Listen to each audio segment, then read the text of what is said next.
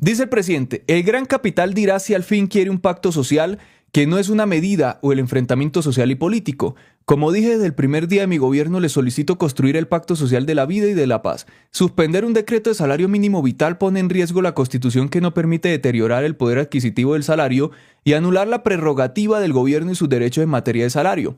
Dado el carácter social o antisocial que una medida sobre salarios debe tener, invito al pueblo trabajador a expresarse sobre este asunto y nos vamos para las calles. Estamos esperando el día, la hora de la convocatoria general que se haga, porque hay que salir a defender el salario mínimo vital.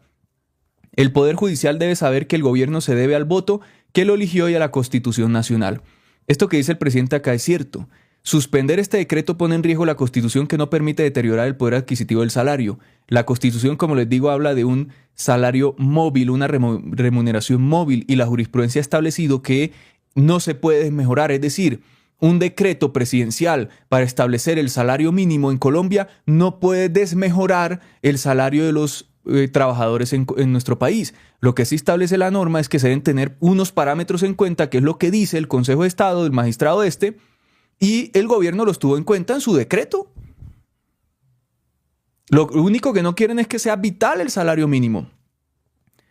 Quieren es que la gente siga ganando de chichiguas. Pregúntele a un trabajador que se gana el salario mínimo. En Bogotá, por ejemplo. Podemos hasta debatir el salario mínimo por regiones. Debatámoslo, revisémoslo. Pero digamos en Bogotá alguien que se gana el salario mínimo, que tiene una familia de 4 personas, ¿le alcanzaba? Salario mínimo se debe establecer para que le alcance a la gente.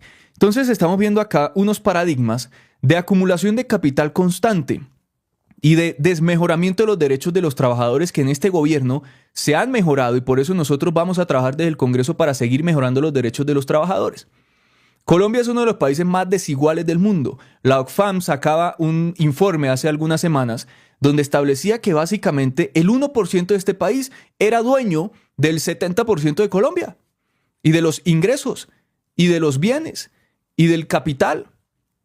Y el resto, el porcentaje restante, se reparte entre un porcentaje pequeño de los colombianos, y básicamente el 90% de este país no recibe casi que nada de las riquezas de Colombia. Colombia es uno de los países más desiguales del mundo precisamente por esto.